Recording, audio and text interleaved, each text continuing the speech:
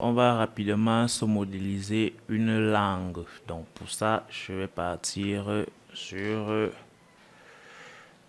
un cube, donc table, et puis je mets box. Voilà, j'ai ma box, elle est énorme, donc je vais prendre 0,1. J'obtiens un petit truc là. Avec la flèche rouge, je maintiens la touche Shift et puis je baisse, ça me donne un petit truc plat. Je vois quand même qu'il y a de la profondeur, donc je vais légèrement réduire. La largeur aussi, je peux également maintenir Shift, je réduis. Shift permet de maintenir, de travailler avec la symétrie.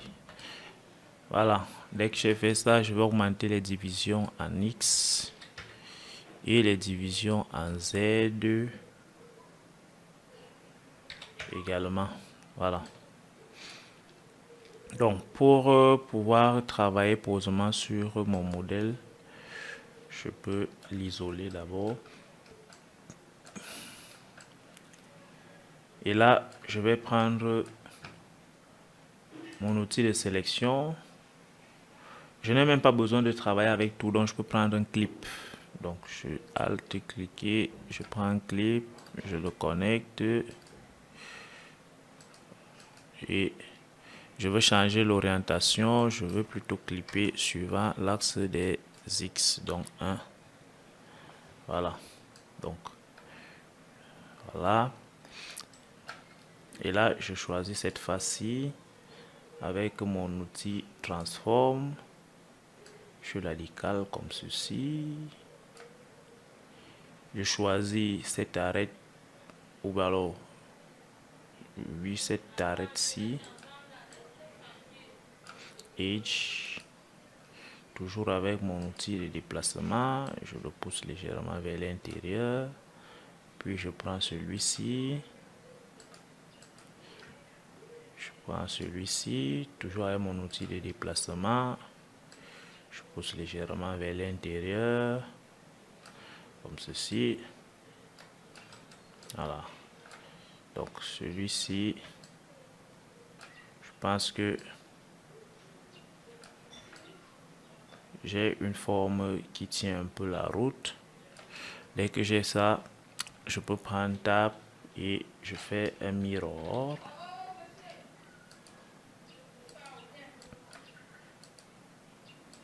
Et j'affiche.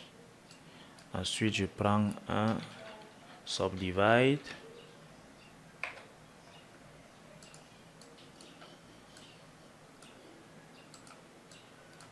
Pardon, je fais un peu n'importe quoi là. Voilà, subdivide. Et j'obtiens un truc comme ceci. Donc, j'ai un truc comme ça.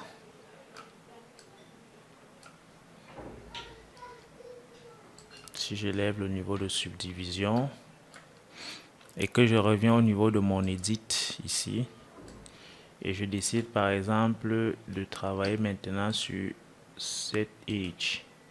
Donc, je sélectionne, je prends l'outil Move et je l'avance légèrement. Je fais la même chose sur l'autre edge. Donc, je sélectionne l'outil de déplacement. Voilà.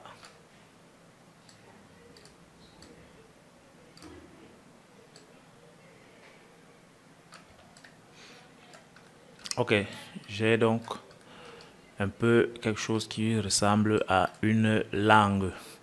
Je peux prendre un transform et je connecte ça. Et pardon.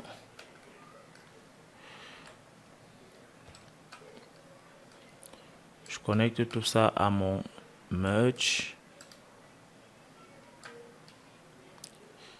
Et j'affiche la totalité.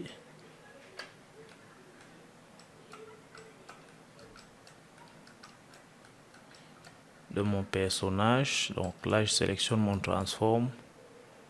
Et avec son gizmo, je peux déplacer ma langue et la mettre où elle doit être. Donc je peux me mettre en wireframe pour bien voir la position de ma langue. Donc je vais légèrement la baisser. Voilà. Légèrement baisser, peut-être réduire aussi son épaisseur. Donc suivant l'axe des Y. Peut-être encore un peu. Ouais. Et peut-être la relever encore légèrement. Pourquoi pas lui donner encore un peu de profondeur. Donc scale suivant l'axe des 1.4. Non, 4 c'est trop. 1.2. Et puis la déplacer un peu vers l'arrière. Voilà. Là, j'ai terminé avec ma langue. Et en même temps, j'ai terminé avec les formes de base de mon personnage. Donc, à partir d'ici, je peux décider de l'utiliser pour commencer à riguer, ou je peux décider de faire quelques petites retouches pour améliorer la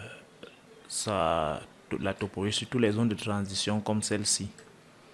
Donc, on va voir comment est-ce qu'on peut faire ça dans la prochaine vidéo.